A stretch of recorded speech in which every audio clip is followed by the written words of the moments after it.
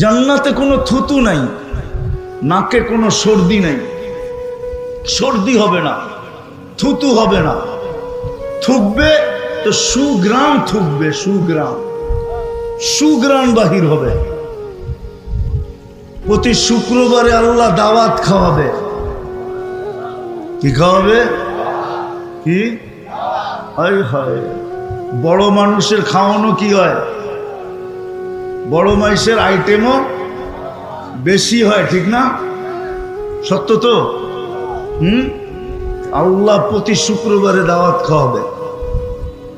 কত কোটি আইটেম হবে আল্লাহ জানে। কুদরত দিয়ে পাক করবে। মহিলা আলাদা, পুরুষ আলাদা। খাওয়া শেষ, আল্লাহ কাপড় পরাবে। কি এরকম কাপড় জীবনে দেখে নাই।